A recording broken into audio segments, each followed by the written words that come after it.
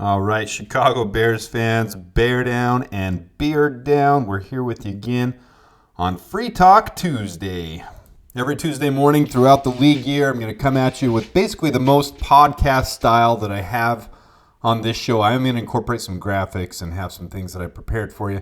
But it's basically a free talk session about what's gone over the last week, how things are going, where I see the Bears headed, my thoughts, opinions, and things that other people might not be thinking about. And so that's what Free Talk Tuesday is about.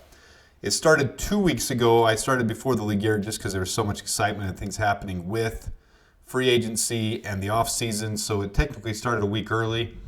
This is episode 3, even though we're only in week 2 of the league year. So I call this episode 2, but it's really episode 3. But last week it was focused on Justin Fields, his release speed, and some metrics of Justin Fields.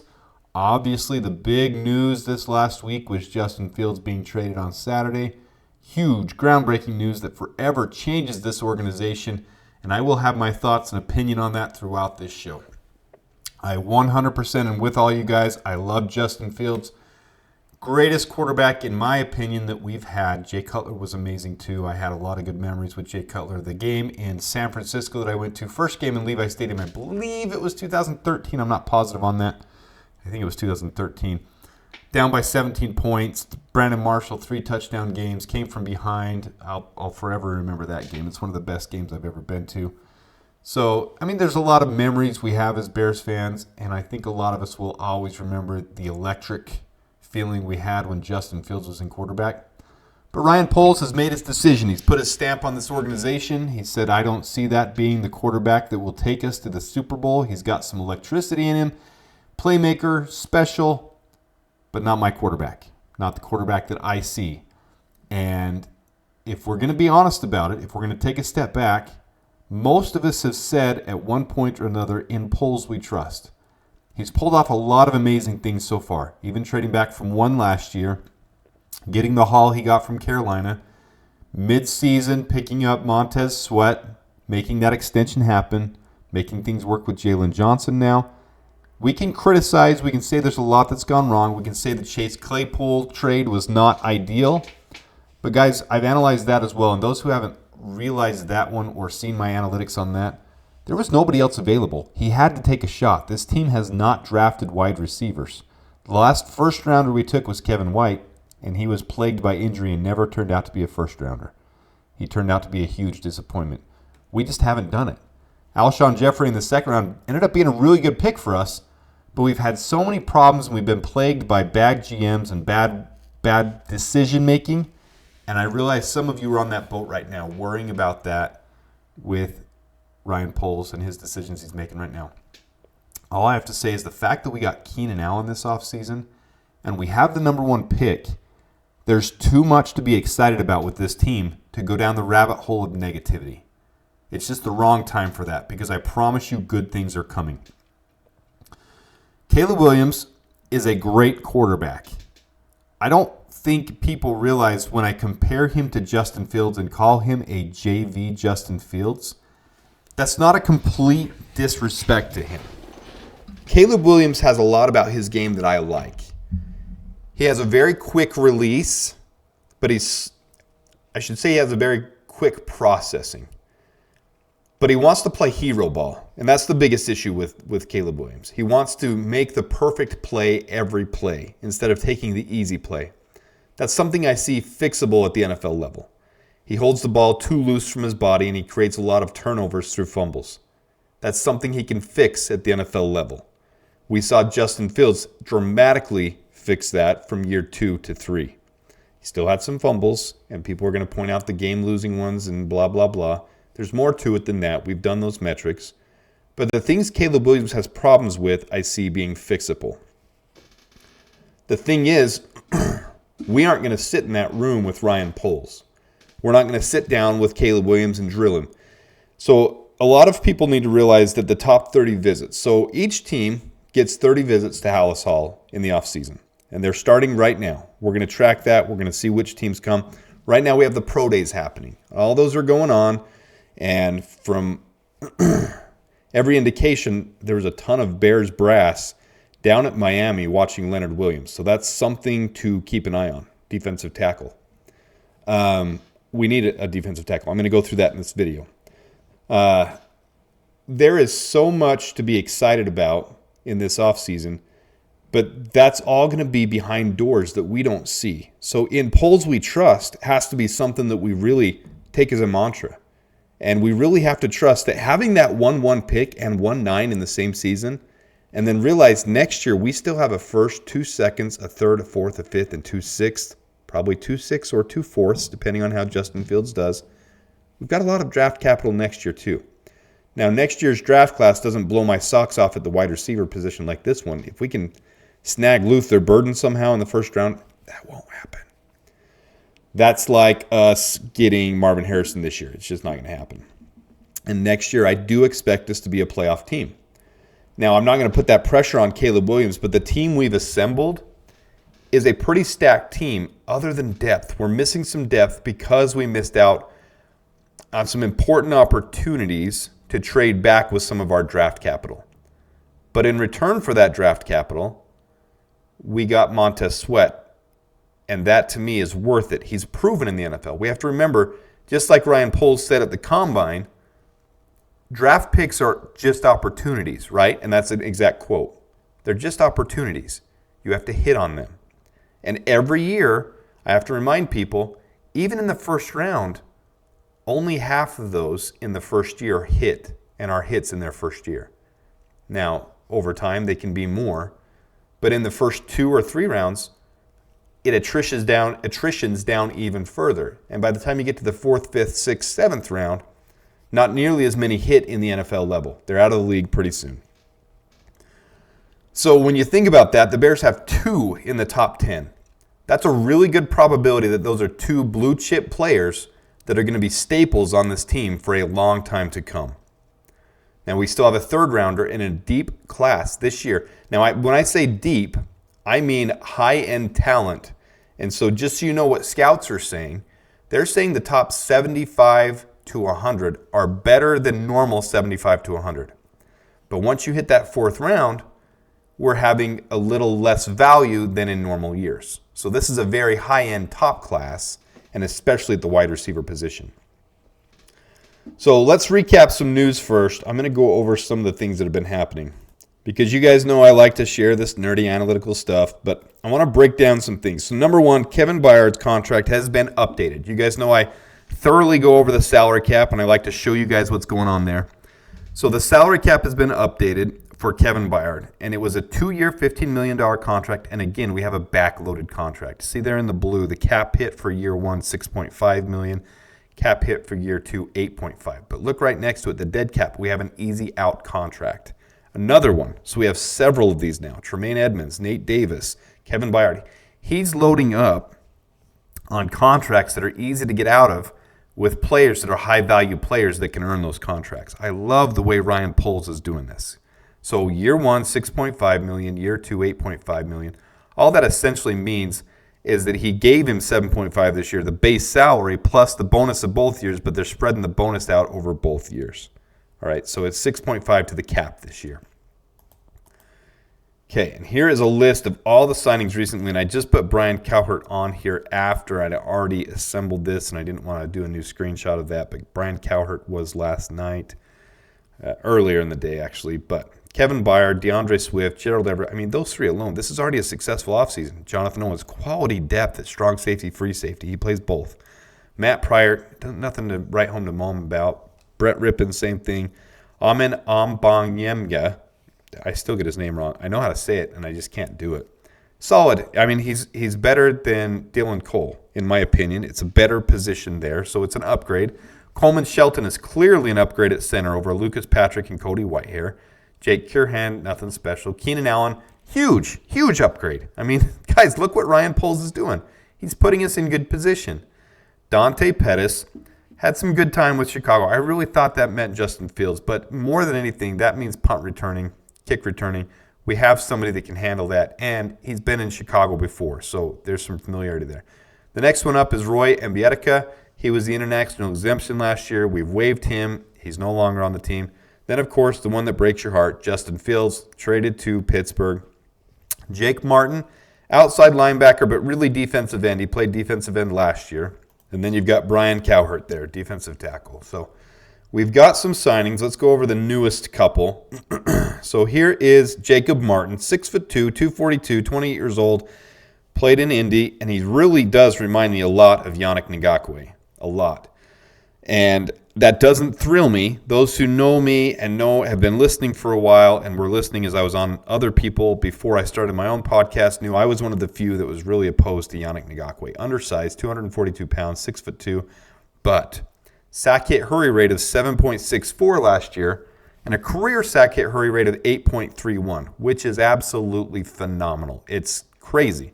But at the same reason of Yannick Ngakoue, sacrifices those missed tackles. His career missed tackle rate is 30.5. So that's a concern to me.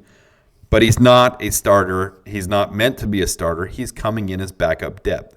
You look at his total snaps over the last years, 192, 261, 700 with Houston, 375 in 2020, 220 the year before that. So this is his rookie, and then he went to Denver and New York Jets, and then to Indianapolis in 2023. So he's really a rotational guy. To me, he's defensive end 4, defensive end 5, gives us an out so we don't have to draft a defensive end if we don't need to. And I know that shocks some people, but the reality is Ryan Poles and Matt Eberflus view DeMarcus Walker differently than the fan base does. And I mean that sincerely. DeMarcus Walker to me was always a rotational defensive end. He was never meant to be a starter. But with Montez Sweat here, he has dramatically changed and improved to be starter quality. Now look at the second line down on the top. DeMarcus Walker, 6'4", 280. He is defensive end size. Sack hit hurry of 10.13, missed tackle of 20.6 for the whole year. He ranked 88th out of 118 defensive end for the season. Okay, realize there's 2 per team, so that's, not even quite quality, starter quality. But the reality of the situation, look below. DeMarcus Walker, pre-Yannick Ngakoue getting here, 11.05 sack hits or hurry. So what that means is 11 plays between a sack hit or a hurry. So once every 11 pass rushing plays, he would get a sack hit or hurry, which is good. Those are good numbers. They're nothing special, but it's good. It's actually higher end. Missed tackle percentage, though, 33.3%, no forced fumbles. I like forced fumbles out of my defensive ends for some reason. Those strip sacks get me all excited. DeMarcus Walker post Montez Sweat coming over. Obviously, his height and weight don't change, but sack hit hurry of 9.38.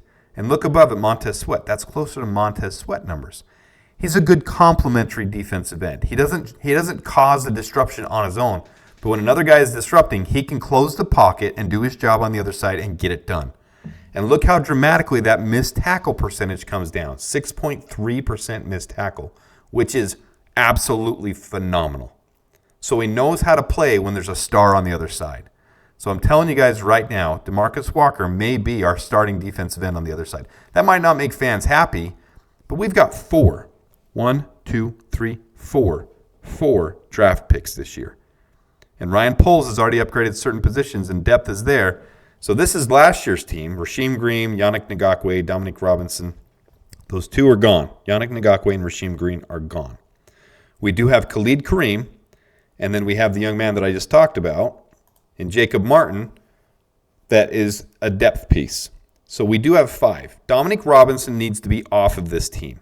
He needs to be gone. I screwed up on those heights and weights again, guys. Don't ignore those. Rasheem Green is not 5'10", 185 Dominic. I didn't spot check the last couple because I wasn't focused on, but the stats are correct, okay? Sack hit hurry, miss percentage, those are correct. But ignore the 5'10 and the 6 foot, 185, 200. This was copy and pasted from when I was working on wide receivers too. My bad. All right, but the top ones are correct. And look at DeMarcus Walker once Montez Sweat got here. So we might be set at the defensive end position. I'm telling you that now, not guaranteeing it, because if someone falls right where they want it to, if someone falls at pick 75, if something crazy happened, like Chop Robinson falling, or Darius Robinson, that I've been so high on him, one of my first videos I made, originally projected 5th, 4th round, and other teams don't take him, that would be like last year's Andre Carter. I liked Andre Carter. He was pretty interesting to me, and I thought he could go in the 3rd, 4th round.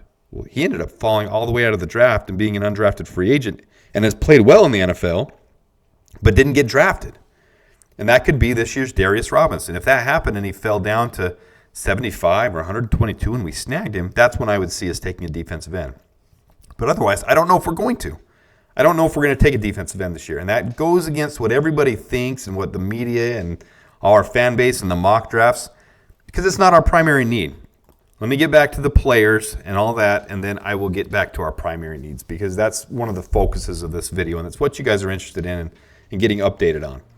So here's Jacob Martin. Nothing super special yet, other than his sack hit hurry rate is actually pretty freaking good. But he's not starter, he's rotational. So I can see him being right there with Khalid Kareem right now on the depth chart at defensive end 3/4. Man, we really need another one. We really do. We need more draft picks. So, all right, so the next signing, this would be Byron Cowart, defensive tackle, 6'3", 300 pounds, 27 years old, coming over. Shows him there in Houston. He's also played for New England. Here is his... and Indianapolis. So there is his breakdown. This is a player fighting for his NFL career at this point. So nothing spectacular. His defense, his pass rush, nothing has really impressed me whatsoever. So this is really just a placeholder, and I really expect us to sign or get a free agent or a one of our draft picks needs to be a defensive tackle, because right now, let's go over the draft or the depth chart. All right, let's go over the depth chart. Here's our depth chart. So on offense, we've got our wide receiver 1 and our slot receiver, DJ Moore, Keenan Allen. We've got tight end 1 and 2, Cole Kmet and Gerald Everett. We now have a center, Colton Shelton. And we've got Braxton Jones, Darnell Wright, Tevin Jenkins, and Nate Davis. So let's talk about that line for a minute. The real problem with this line last year is we never had the same starters for any 2 games in a row. There was no continuity. Nate Davis had the family issues where his mom passed away, which is heartbreaking. He missed some time. Tevin Jenkins injury, Braxton Jones injury. Everyone, it just wasn't cohesive. And if we can get this year being healthy, that's the most important thing. We obviously don't have a quarterback 1 now. Now, I know some of you are saying Tyson Bagent. That's not realistic. I don't need to go into a breakdown of that. Tyson Bagent is not starter quality, guys. He went 2-2 on a schedule that could have been 4-0 and probably should have been 4-0, and he managed the game okay. The line was so bad that he threw the highest number of screen passes in the weeks that he was in than anybody in the NFL. 1 out of every 6 plays, almost 1 out of every 5 plays were a screen play. Because Luke Getsy and the offense knew that the line was so bad they had to get the ball out of his hands so he didn't get murdered. We don't have an X receiver. An X receiver is the big-bodied, tall receiver that can high point, they can bully people around off the line to be able to take that pressure, the initial bump pressure off the line, and get separation. Now, I showed you guys Jaden Daniels' teammate and Brian Thomas Jr., and he really excites me. Now, I'm not saying he's better than Marvin Harrison Jr. or Rome Odunze, but for X receivers, he is a clear third, and it's not that far behind Marvin Harrison Jr. and Rome Odunze. So if you haven't seen that, go back and look at it, because Brian Thomas Jr. is a special talent. He's quick, 4.33, 4.34 for that size of body, for 6'3", over 200 pounds, and he has separation. His separation is one of the highest in all of college football. He can make things happen in the open field. So if we got Brian Thomas Jr., I'm happy. And then as a halfback, as the running backs, we got Herbert and we've got DeAndre Swift. So there's our offense. And here is the offensive depth chart as you look at it. But a lot of these guys are practice squad guys. So I'm going to break that for you guys and show you where our needs are. Okay, so here, we'll go back. There's the team. You can look at it. If you're just listening, what I'm doing is I'm crossing out the players that really shouldn't be on the roster. And then highlighted is where our true needs are. And on the far left, those are our starters. Tyler Scott should not be a starter yet. And that's really the X receiver role. Tyler Scott is not an X receiver. We don't have an X receiver. So if you look at that, DJ Moore, Keenan Allen, Velus Jones Jr., Dante Pettis, we need one more receiver. We have to. Colin Johnson is a tall, big receiver, but he's a practice squad, guys. I would love for him to work out, but it's one of those things that you develop, and if he gets a time to to get a spot start and he excels, great, but that hasn't happened and it's not happening now, and you can't bank on that to happen. December Webster, same thing, practice squad guy. So we need a true wide receiver one. I highlighted Velus Jones Jr. because he's replaceable. We could replace him in this deep wide receiver class, but you see how it's a lighter blue colored? Probably won't happen. Not a need. All right, left tackle. We don't have a swing tackle still. Matt Pryor is not a swing tackle, and he's not really a quality depth piece. He, to me, is a tackle 4 on this depth chart. We may go into the season with him being the swing tackle. That might happen. That does not scream quality to me and a team that's really competing with that. If we draft someone, if someone falls to 9, like Joe Alt, which will not happen, but if Joe Alt fell to 9, if Joe Alt or Romo Dunze fall to 9, then you got a conundrum, something I'm really racking my brain over. But if that happens, you snag one of those two and you do not drop down from 9. That's when we're only drafting 4 people in this draft. I'm all in favor of trading down from 9. But if either of those guys are there, you don't blink. You draft them immediately. It upgrades this team with blue chip talent that will change this franchise for the next 10 years. And so that's when you draft there. And I absolutely am in favor of drafting either one of those guys. What that would do is that would put Braxton Jones to the swing tackle, to the backups, and we are set. There is no problem there. Ryan Bates, they have listed right now as our backup center. Move him down to backup right guard. That's where he really played and where he played well. He is not a center. He's a guard. He can play both, though. So it's nice to have him in a pinch, but we need a backup center. And Doug Kramer's not it. You see, I have him crossed off. He's practice squad. He's been a practice squad guy. I was just like many of you who hoped he would develop, but he was a 6th rounder, guys. We were in desperation in previous years. This was not a team that was built through the draft. It was built through necessity of having to fill slots. And while sometimes it feels like that now, really we're in a much better place. You see there, so we have one right guard, so you can see I've highlighted that we could have another one, but we do have Ryan Bates. And then tight end 3, Steven Carlson's a backup guy as well, and Tyson Bajan's not the quarterback, so he's going to get slotted down. So we need 2 starters, and there's potential for 4 backup roles. Okay, so we have 6 needs on the offense, but really 2 to be able to go into the season feeling confident. That's wide receiver, X, and quarterback. Well, here's our defense, and it looks pretty freaking good in my opinion. And I understand a lot of people want to replace DeMarcus Walker, but I showed you how he played with Montez Sweat, and I don't think he's going to be replaced. Where I'm standing right now, I don't see him being replaced. I can see us adding someone in the 3rd round to compete with him. I don't see that happening at 9. I really don't. I'm unlike everyone else. You can agree with me, disagree with me, tell me what you think. But next year, that 1st round pick, we're getting offensive loaded this year. We get a quarterback. We get a wide receiver. Next year is the defensive end class, like this year is the wide receiver class. That's when we take our defensive end in the 1st round. There's so many options next year in the 1st round, and there's going to be some studs, absolute studs. So it's going to be fun to see what happens, but I expect that next year. DeMarcus Walker's replacement would be out of next year's draft. But DeMarcus Walker, like I showed, played really well that second half of the season. He had 9.38 sack hit or hurry and a 6.3 missed tackle percentage. I can't ask for much more out of my defensive end than that. That is high-level play. That's high-level play. So, all right, so here's our defensive depth chart across the board.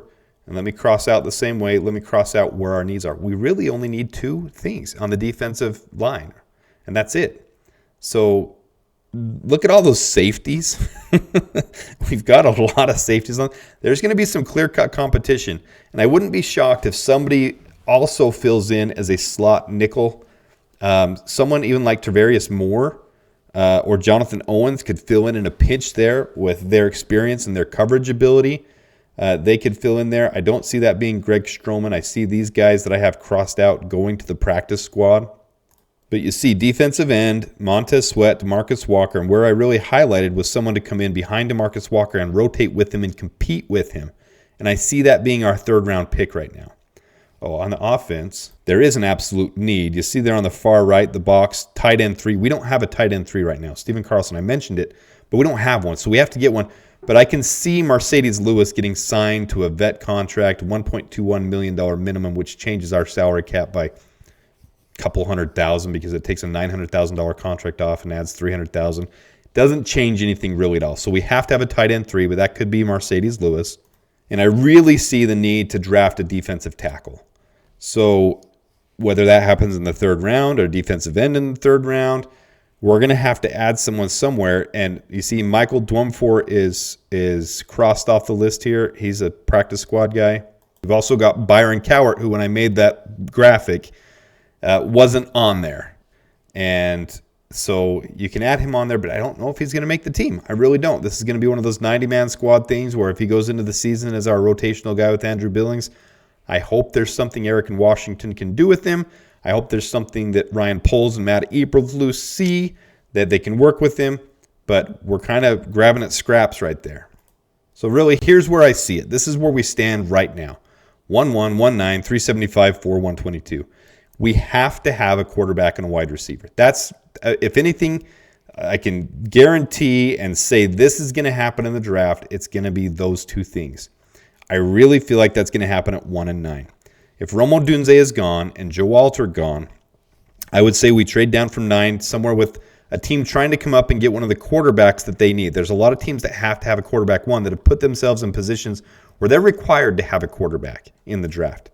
And you look at Minnesota 11 and the Raiders at 13, they would be fighting for that next quarterback, whoever it is in line there. Most likely, Caleb Williams is gone, Jaden Daniels is gone, Drake May is gone, and possibly J.J. McCarthy. That's the wild card in this if someone trades up.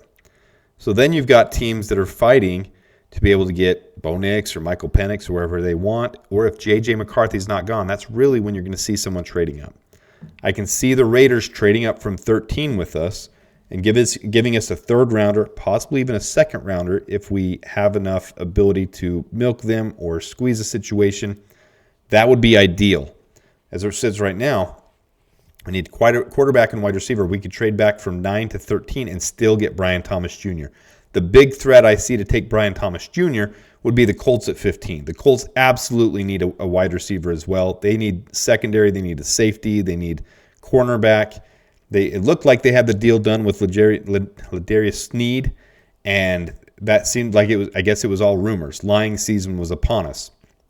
So that's not happening. So they could go cornerback. They could go I don't see Tyler Newbin going that early. I guess he could, but I don't see a safety going that early. So it could be one of the highest rated cornerbacks, or I really think they would go after Brian Thomas if we don't take him. So quarterback, most likely 99%, 90%. That's going to be Caleb Williams, guys. I don't want this channel to turn into now from Justin Fields to Jaden Daniels channel. That's not what this is about. I'm just trying to show people different options. I'm trying to show them that the Bears aren't stuck on one path, and there's really a lot to go through before we get to the draft. There's pro days. There's top 30 visits at Hallis Hall. There's a lot to go through. So quarterback, wide receiver, defensive interior, tight end, center. Those are things that we need. Offensive tackle and defensive end, you see I slid to the middle because really we could use a starter to replace and push guys back on the depth chart if we took a starter at offensive tackle. That would push back Braxton Jones to be the depth piece. The same at defensive end. If we took someone, that would take DeMarcus Walker and make him the depth piece, but I don't see that happening. I see someone coming in to replace Dominic Robinson, so it's really a depth piece there. So I see quarterback, wide receiver, probably defensive interior, and probably tackle at this point with our 4 picks if we don't trade down. If we do trade down, I'd love to get someone like Cade Stover in the 3rd round with the tight end, or if we get a 2nd rounder, a center like Zach Frazier to replace Shelton eventually to be able to come in, because Shelton's on a 1-year deal. Remember that. So that's kind of where we stack up with everything. I think more than anything, the thing I want to express with today's Free Talk Tuesday is, guys, really the Bears are in great shape. So it kind of actually makes me sad to see the fan base kind of torn and at each other on Twitter and in different places and really upset. It's normal. I mean, we just lost many of our favorite players. When you lose your favorite player on the team, it's rough. And it it leads to some stirred emotions where you're upset with ownership and the GM. Excuse me. But the reality is, if we didn't have 1-1, wouldn't have made that decision. But you have to look at the converse of that, the flip side, and realize 1-1 is a special opportunity. Every team fights for that. And realize teams that are trading up, we talk about the Hall, teams that are trading up for 1-1 give up so much for a reason because they want that prime opportunity to find their quarterback of the future. Let's say for a minute that Caleb Williams isn't Pat Mahomes. But let's say he's Aaron Rodgers, like a lot of people are comping him to. If he's Aaron Rodgers, and rumor is he could even wear number 12 if he's drafted here.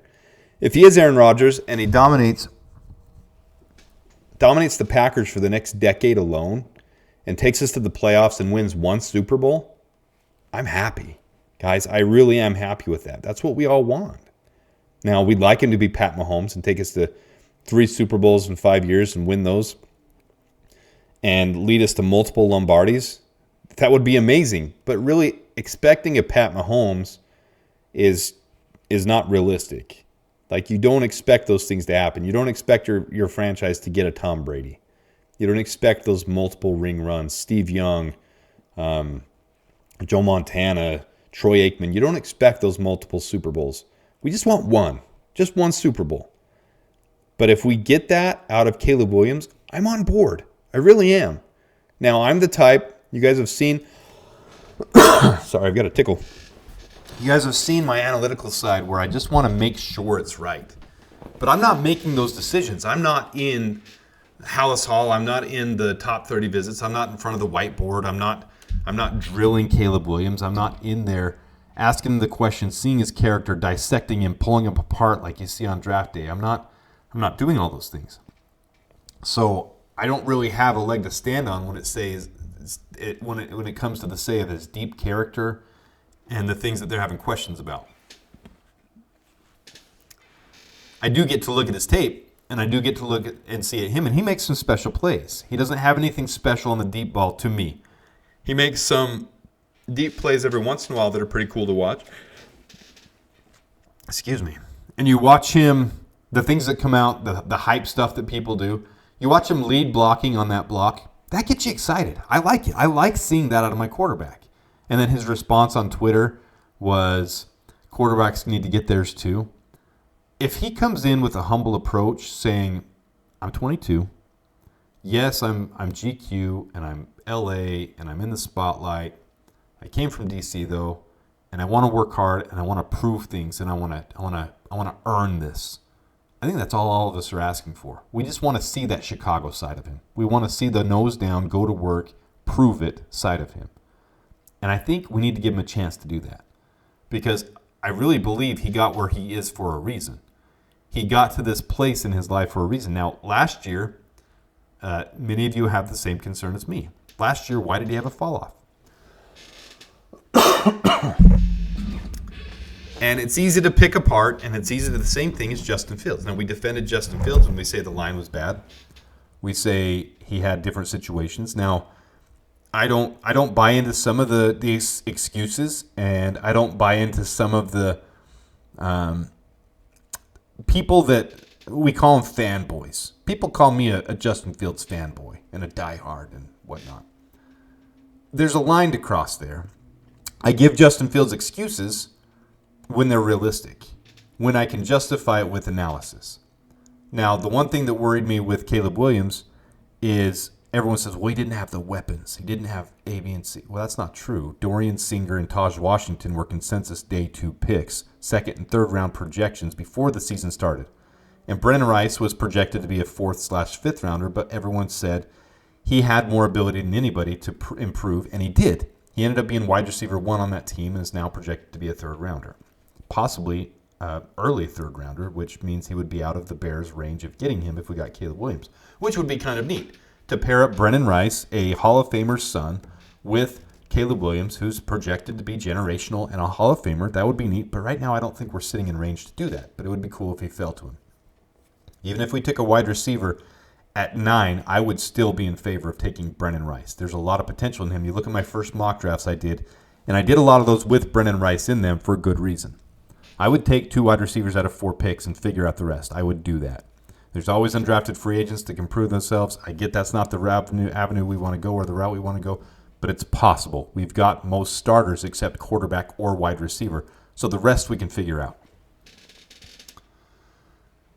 On that line, I think he's worth absolutely giving him a shot. And so April 25th, my plea to Bears fans is if we go the route of not trading down and take Jaden Daniels or Drake May or J.J. McCarthy or Bo Nix or any other quarterback, which is not likely. You have to realize we have 1-1, so it's probably not going to happen.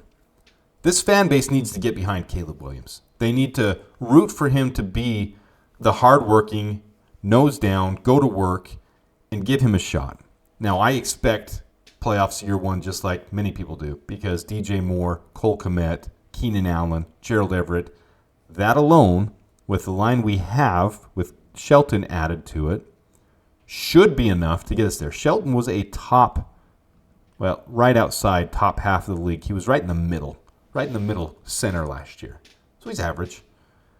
And the rest of our guys, if they can stay healthy, should be an above average line. So my plea is to absolutely don't make this Justin Fields comeback because, guys, you see those petitions, that's not going to do anything. Justin Fields is gone. I know it's hard to hear and it's hard to go over that, but it's reality. So if Caleb Williams is drafted first overall, I am live streaming, just so you guys know. I've said it before, plan on it now. I'm going to be live streaming on April 25th. First round, probably not the rest of them because we only have 2 more picks, but first round is going to be huge. It'll be historic for the Bears. I will be live streaming the first round. I'm going to do a giveaway of some kind, possibly a jersey. We'll see how it goes. But I'm going to be live streaming during the draft. And if Caleb Williams is called, I'm going to be excited. I wouldn't be freaking out and jumping around like I would if it was Marvin Harrison Jr. and we'd kept Justin Fields. But I absolutely think because this kid is considered generational, that if Ryan Poles does his analysis and meets with him in Hallis Hall and meets with him on the whiteboard and picks his brain apart and sees him as a student of the game. Did you guys see that Netflix series Quarterback with Pat Mahomes in it? And the stuff you see about him studying nonstop? Like, that's the stuff I want to see. I want to see the Brian Drew stuff. This is from Draft Day. I'm referencing a movie that has no basis and it's not realistic, especially the trades in it. But I want to see Brian Drew where he takes the $100 bill and mails it back to the team and says, use this as part of my signing bonus. And I don't want to see the quarterback that makes excuses of why he didn't see the $100 bill on the back of the playbook. I want to see that guy's going to go to work and be honest and work hard and take accountability. But the one thing that Caleb Williams has going for him is that quick release. Once he makes a decision, it does get out of his hand quicker. Like, I've watched every snap from his USC. I haven't watched everything from Oklahoma, but I have watched every snap from both his Heisman year and this last year. And everyone's seen the game where he came in at Oklahoma and led the comeback that made him a name. And that's why he transferred to USC, and that's why he won the Heisman. Is when a guy comes in right off the bat and makes that kind of a splash, he gets a lot of attention. And so there was a reason for it. But I have watched him, and the biggest thing that concerns me at the NFL level is he wants to play hero ball. And I've said that before, and I hope they can fix that in him. He holds on to it too long. He does. Whether people want to make excuses for that, it's just like making excuses for Justin Fields. He holds on to the ball too long. He needs to learn to sit in an NFL pocket, take a snap under center, take his shotgun, and be able to play those at the NFL level. And that's why I want to see every single snap in preseason with him. We've got Tyson Bagent. If he gets hurt for some reason, Tyson Bagent can come in and fill in until he's healthy. It happens in the NFL. You don't waste that opportunity for him to get reps under his belt in the preseason. I want to see every snap with him under center, 100%. And I want to see him make adjustments, and I want to see these new beautiful quarterback coaches and offensive coordinator do the work that they're so highly touted to do to work with him to get him NFL ready. And if we play Green Bay week 1, I absolutely want to see him wear number 12 and shove that ball down their throats and run the score up and win 70-0. That's what I want to see. That's not realistic, but that's what I want to see. All right, we're going long on today's Real Talk Tuesday. I did want to go over the salary cap because so many people have questions and don't understand it. I'm going to keep showing it until you do understand it. But I showed you Kevin Byard had been signed. Well, his contract became official. So let me show you. Move the order here. Move this up. Let's get over to that. So here's the salary cap. Here's where we stand now. So as of right now, with Justin Fields off the books and Kevin Byard on the books now, with his $6.5 million and Justin Fields gone, that adjusts to $31,763,000. Now it's right in the middle of your screen before you see the players' names with the scratched out Cameron Lyons. That's where we stand right there. Okay. This does not take into account Jake Curhan. Now that's probably a league minimum contract. Jake Martin, probably league minimum. Amen, probably league minimum. Dante Pettis, minimum. Matt Pryor, minimum. Brett Rippon, probably league minimum. Maybe a $2 million one. That might change it $1 million. So all of those won't change anything more than a couple $100,000 on the books. Okay, so maybe $1 million total. And so I've accounted that in there. The ones that will change it are Gerald Everett and Coleman Shelton. Oh, I'm sorry. Amen's is a $2.5 million deal. So those ones will change the books. So let's see how that does affect it. It changes at about $12 million. So we're sitting at $31,763,000, and I'll go back because $6 million, 2.5, that's 8.5 plus 3 is 11.5 plus take all the other $1.21 million deals and subtract them from $900,000, which is where the bottom level 51 contracts are now. And that leaves us right at about $12 million, rough plus or minus. So you take that, and then you take the $13 to $14 million for rookie contracts, which is what it's at now with our 4 picks, and that leaves you with plus or minus $6 million. I'm not going to do the deep dive today, but that's giving you an update of where we stand. You can see the ones there. They aren't allocated yet, or there would be a value to the right of them. I've given you the main ones that are higher, Gerald Everett, Amen, Coleman Shelton, and then I add them here. So negative 12, negative 14, all together, that gives us roughly $6 million left in cap space. We're not signing any big names. We're doing stuff like this, where you're getting league minimum guys, $1.21 million contracts. That's where we stand now in this rebuild process. That leaves us trying to fill some gaps. 2 gaps there, and 1, 2, 3, 4, 5, 6 gaps there, with some of those that might be going into the season still on the team, like Larry Borum or Jatiri Carter. Those guys might be on the team. Mercedes Lewis is tight end 3. Isn't the worst option. I would love to have Cade Stover or Ben Sinnott. I would absolutely love to have that. But that's not where we stand with the draft capital we have. So, nothing we can do about it. You don't turn back. You just move forward. And really, what we're looking at is that 1-1 is going to be Caleb Williams. Guys, I don't want this to be a channel about let's revolt and let's try to get Jaden Daniels in the hall. I'm just giving you options of what could happen, and if it does, I'm going to be the first one on here being excited for it because I do see potential in Jaden Daniels too, and I see the value of that draft capital. I've always said no one player is bigger than the team, but the reality is if Caleb Williams is Pat Mahomes, if Ryan Poles, we have to trust his judgment on that. That's the point of this. We've got to trust Ryan Poles' judgment on this decision. If he sees Pat Mahomes, and he can evaluate quarterbacks just as good as anybody. So if he sees Pat Mahomes or Aaron Rodgers or equivalent quarterbacks of that caliber in Caleb Williams, he's going to take him at 1-1. And that's a done deal. So this is why I've been saying 90% at this point. There's just a small possibility that he doesn't see that, and he sees it in somebody else. He sees it in Jaden Daniels. At 1-9, I see us trading down if Joe Alt or Rome Odunze aren't there. If either one of them is there, we're not trading down. If they are there, I see us trading down and taking Brian Thomas Jr. So those are my predictions right now, 100%. 375 has got to be some kind of defensive tackle. We need a strong defensive tackle there, or it could be tight end, or it could be guard. There's so many options at 3 that who knows where the board falls. But with the needs that we have, it could be anything there. If there's a wide receiver they didn't expect to be on the board, they'll take him. If there's a defensive interior they didn't expect to be on the board, they'll take him. If there's a guard, if they love Cooper Beebe and he's there at 75 and they say, dude, this guy should have been a second rounder, that's what you're going to see in the third round. In the fourth round, they're going to provide value, the same type of thing. It's going to be finding best player available. All right, guys, so that's what I've got for you this morning. That's Free Talk Tuesday. Hope you guys have a great Tuesday heading into work or whatever you're going to do today. This was a longer episode than normal. I hope you enjoyed it. If you got comments or questions, let me know what questions you have.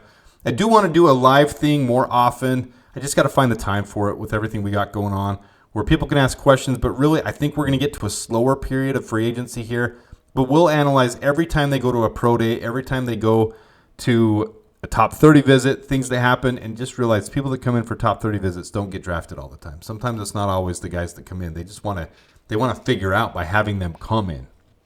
So we'll analyze those things, but really we have 4 picks, and I don't see a lot of action happening the rest of free agency. I really don't. So right now we're going to get into the drowning time of this free agency period into the draft. We've got a month and 1 week exactly, well, minus a day, until the draft. So now is the time. Ryan Poles and his staff are doing all of their homework, and now is the time for us to analyze which players might be where. So I completely feel like I've got a grasp on where the draft would be at this point, and really that's 1-1, Caleb Williams. 1-9 is going to be Rome Odunze or Joe Alt, and if neither of them there, they're going to trade back and let some of these teams come up for the quarterbacks they wanted, or they might let a team come up for a defensive end because that's going to be the beginning of where the defensive players come off the board. So if the Saints want to trade up because Dallas Turner's there and they really want him, then we'll trade back and hopefully we can make someone pay. That's what I hope to see if Joe Alt and Rome Odunze aren't there. Make someone pay to come up 3 spots, 4 spots, 5 spots. Hopefully there's a bidding war, and Ryan Poles and Ian Cunningham are on the phone on draft night, which is part of why I want to go live. It's going to be fun to see what happens with that 9th pick. If there's a bidding war and we can pull a second rounder out of that somehow, I would be freaking ecstatic. I would love to see. It's geeky to get excited over a center, but I would love to see Zach Frazier in a Bears uniform. I would absolutely love it. Or if we end up trading back far enough and we end up getting Jackson Powers-Johnson and end up getting Xavier Legette in the second round, I would love it. There's so many possibilities, guys. The draft is going to be so exciting and fun this year. Going to keep doing some breakdown videos. I'm going to move off the whole Jaden Daniels, Brian Thomas thing. I don't want that to get stuck as a narrative at this point because that's not really what I think is going to happen. If there was more to that, I would push it harder, but I don't feel like there is more to it at this point. I am going to do some hype stuff on Caleb Williams because there's some good stuff I'm seeing, and I think people misconstrue that I'm down on Caleb Williams. I'm not. I just want him to prove himself to us. I want him to show us that he's Chicago, that he's got that hard nose, go to work, put the grind in, and be the leader that this team needs. But I really hope he is that 4,000-yard guy, 40-touchdown guy, 5,000-yard guy that leads us to the Lombardi, that leads us to Super Bowls and lets us have parades. That's what I really hope. So, all right, guys, hope you enjoy Real Talk Tuesday. We're going to keep doing this every Tuesday. Usually they won't be this long. I had some stuff to go over with the team needs. Maybe they will be this long. We'll see what happens. Maybe it'll be the style that we move forward to. Mostly they've been 20, 30-minute videos, but we'll try to keep it to point, to topic, to where we see things this week. As we get into the season, it'll be a recap of games, and it'll be how the team's doing, progressing, what players are impressing and not impressing, and where we stand. Give me your thoughts in the comment. Let me know if you guys have any ideas about future stuff, about what things you want to see, what players you want to see in the draft, who you want analysis on. And until next time, beard down, bear dad, and bear down.